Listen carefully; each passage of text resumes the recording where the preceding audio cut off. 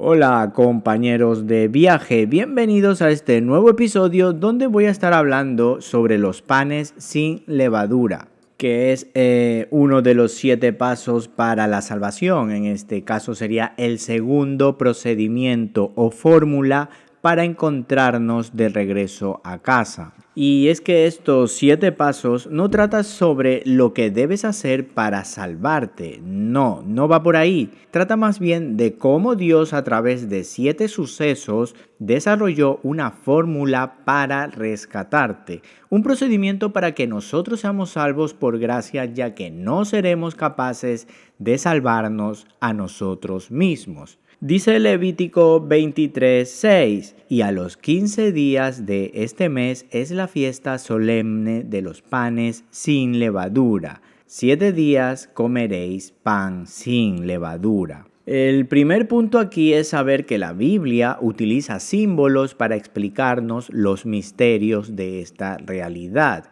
Recuerda que estamos enfocándonos en las 7 conmemoraciones después de la salida de Egipto, físicamente hablando.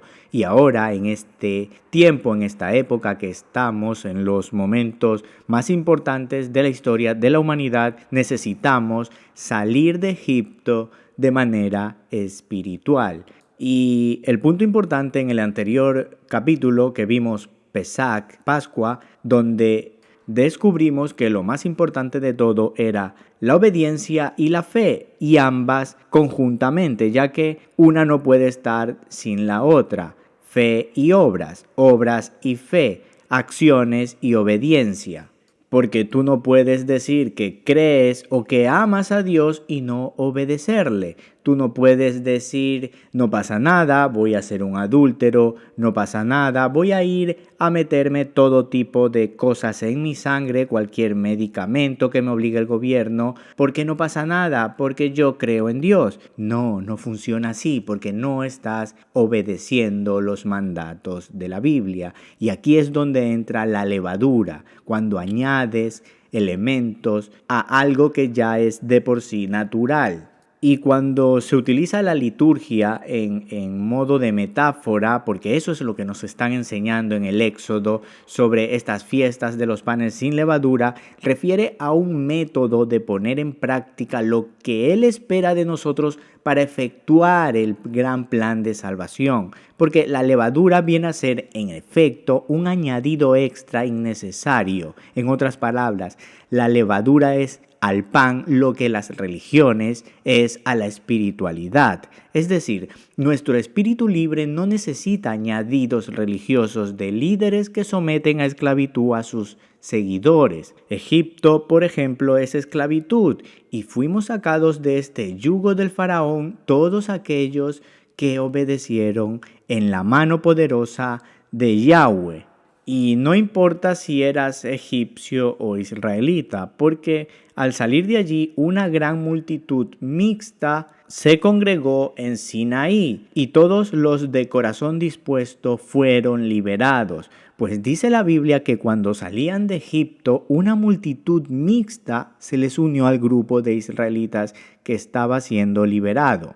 O sea, varios de la otra estirpe creyeron y se arrepintieron y salieron de Egipto y vieron lo que estaba sucediendo y se arrepintieron en ese momento ante tal estruendo. Entraron en conciencia, obedecieron y fueron liberados junto con el pueblo. Dice Éxodo 12:38. Subió también con ellos una multitud mixta, juntamente con ovejas y vacas, una gran cantidad de ganado, y de la masa que habían sacado de Egipto cocieron tortas de pan sin levadura, pues no se había leudado. De hecho, en Sinaí, cuando Dios está hablando a Moisés entregando los mandamientos, o sea, la Torá, Él se refiere a este grupo de extranjeros, y hay una serie de mandatos exclusivos para el trato con los extranjeros. Por ende, había una comunidad de extranjeros que vendrían a ser gente de todas las naciones, razas e ideologías. Porque mientras iban por el desierto, se iban uniendo más personas de distintas tribus, que por ejemplo fue el caso de Rahab, Rahab de Jericó, que fue esta mujer que ayudó a los espías israelitas cuando estos iban a entrar para inspeccionar Jericó.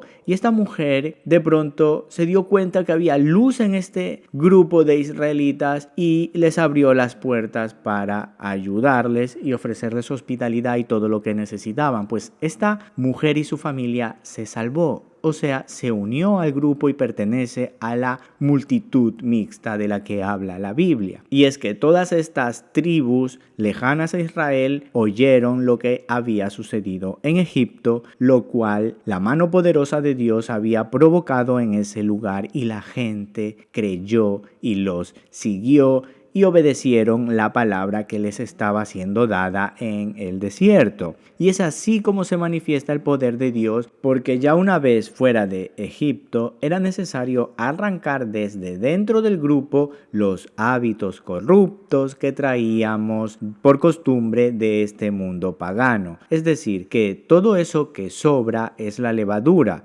Todo aquello que germina una masa acaba siendo levadura. Por eso Jesús dice de sí mismo que Él es el pan de vida. Él es ese ejemplo de cómo debemos despojarnos de la levadura. Él es nuestro pan sin levadura. Dios quiere que cuidemos nuestro templo, que no agregues elementos externos a la Torá, a la doctrina, que no les agregues más palabras a las escrituras, que no les agregues biotecnología a las semillas. Esto tiene varios niveles de interpretación, ya que no puedes añadir nada a algo que ya contiene en sí un orden natural. De hecho, tenemos la ley natural de las semillas, la ley natural del ADN, la ley de los géneros, el hombre, la mujer, la dualidad, positivo, negativo. Tenemos la ley de las letras, de los números, de la música,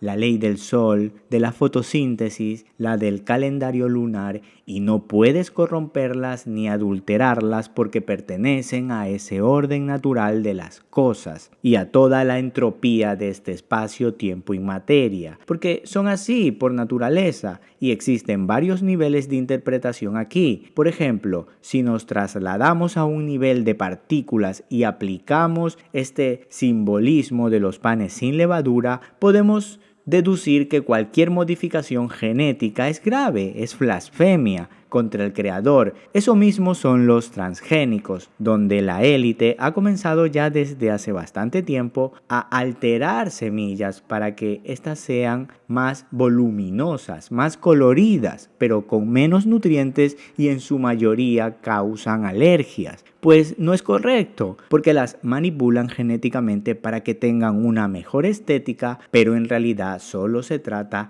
de levadura aplicada. Fíjate que dice Levíticos 19:19. Guardarán mis estatutos, no harás copular dos animales de especies diferentes, no sembrarás tu campo con una mezcla de dos clases de semillas, tampoco te pondrás un vestido tejido con hilos de dos materiales distintos. Entonces, si combinar semillas estaba prohibido, imagina lo grave que es mezclar semillas con tecnología artificial. Y si combinar hilos para tejido es ilícito, imagina lo peligroso que será mezclar tus hebras de ADN con biotecnología. Por eso, la Biblia debe ser analizada desde un punto de vista fractal. Muchas personas, con todo esto que ha pasado los 2 años anteriores, esto de la medicación obligatoria, decían que no pasa nada por meterse estas cosas en sangre, ya que la Biblia no dice nada respecto a ello. Y es mentira, porque la Biblia no va a poner de manera literal que no lo hagas, pero te lo explicó en un lenguaje arcaico, en un lenguaje antiguo, de hace 4.000 años, 3.000 años, 2.000 años. Unos sabios vinieron, redactaron estos textos, y de generación en generación este conocimiento se ha ido traspasando, y esta misma información pertenece al orden natural de las cosas.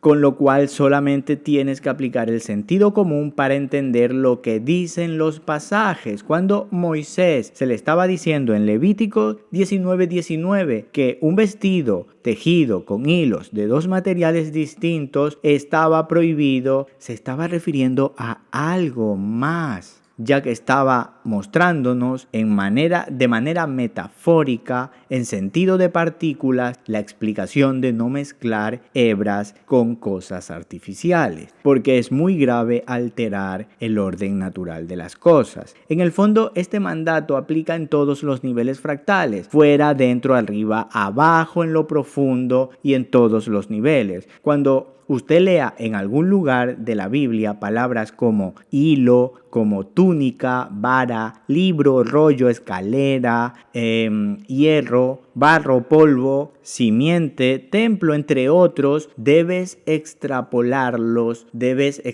el pasaje al nivel actual de conocimiento, porque las palabras internet, las palabras partículas, las palabras genética no aparecen en la Biblia, pero sí que refiere en los textos proféticos con un simbolismo metafórico para que pueda ser aplicado en el futuro y pueda ser comprendido el plan final de salvación. No necesitas un pasaje literal que te diga no te metas un medicamento que altere el ADN, porque hay advertencias exactas sobre esto mismo, solamente que no estás enfocando las escalas. La Biblia es atemporal y es fractal. De hecho, otro ejemplo de panes sin levadura de esta metáfora sería el transhumanismo. Añadir tecnología a nuestro ADN como implantes de microchips vendría a ser como añadir levadura al pan, porque estás manipulando la masa, contaminando con este germen para crear otra cosa distinta y adulterarla. Y la Biblia está todo el tiempo hablando en símbolos como alegorías de la realidad. Nos compara con el trigo y a los de la estirpe de la serpiente antigua los compara con la cizaña. El trigo y la harina es lo mismo y de aquí sale el pan sin levadura. Luego usted puede aplicarle germen a la harina para fermentarlo y manipular la masa. Así es como se realiza el pan con levadura. Pero el Padre nos está instruyendo con esta comparación a que no manipulemos el trigo, que sigamos siendo trigo limpio, que la harina es solo un símbolo de analogía para mencionar el ADN o para hacer una referencia a las partículas celulares de nuestro ser. En síntesis, la Biblia está gritando que no le añadas nada a tu ADN ni a las semillas, para que no manipules la masa bajo ningún concepto. Evita todas las terapias genéticas que no tengan diagnóstico previo de un médico. No puedes meterte cosas que alteren el núcleo celular, porque estás contaminando el trigo. De hecho,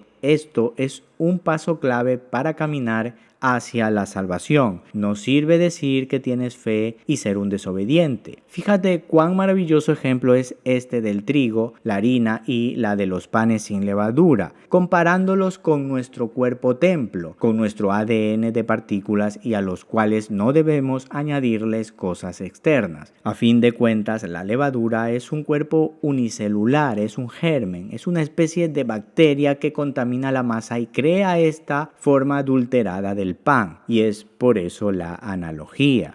No quiere decir que en sí el pan esté mal o que sea pecado comer pan con levadura. No, es simplemente una analogía y tampoco se trata de un ritual que debemos cumplir. Es una analogía y debes ser consciente de lo que la Biblia te está diciendo para que tú lo plasmes en esta realidad, y que adulterar las semillas, adulterar el ADN, adulterar la forma de pensar natural de los niños es blasfemia, es una herejía.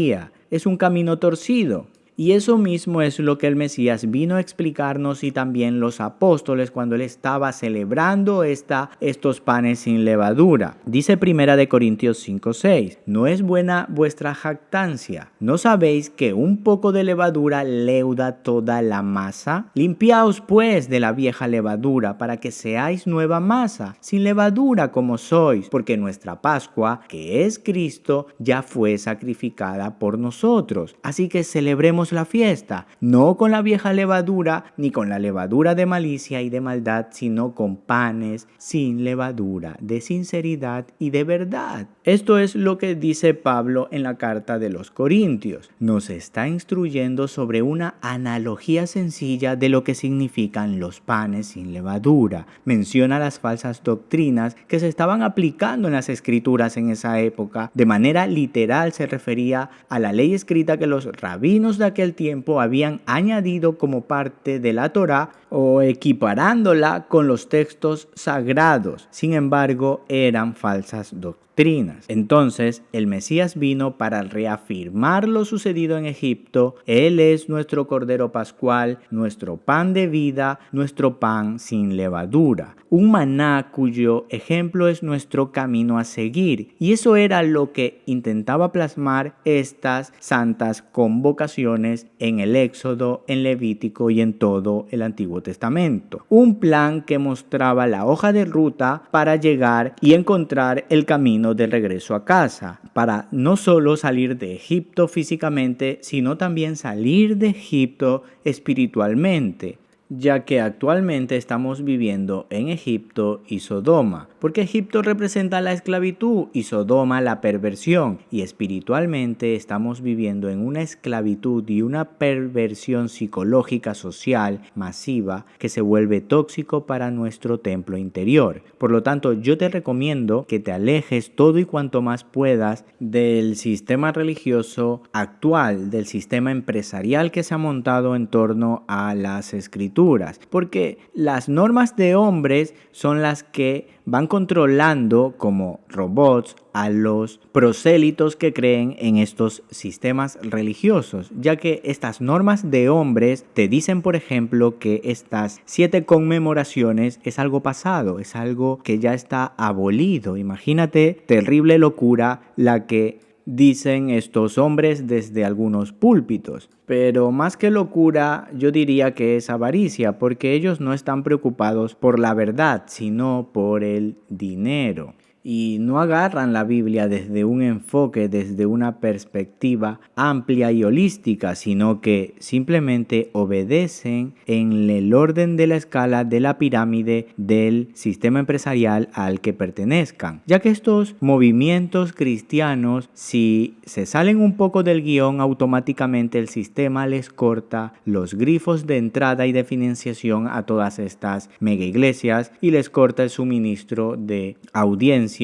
y les quitan las licencias para salir en televisión. Entonces ellos ya están esclavos a este sistema, esclavos al sistema de Faraón, y deben obedecer a Faraón, no a la verdad. Y ese es el mandamiento principal para poder ser una superestrella del evangelio hoy en día. Pero tengo buenas noticias y por eso estás escuchando este video ahora mismo, ya que tú has escogido ir por el camino angosto. Has escogido ser luz, ser sal en este mundo putrefacto. Has escogido ser un ciudadano libre y un ciudadano del cielo. Nos vemos en la próxima.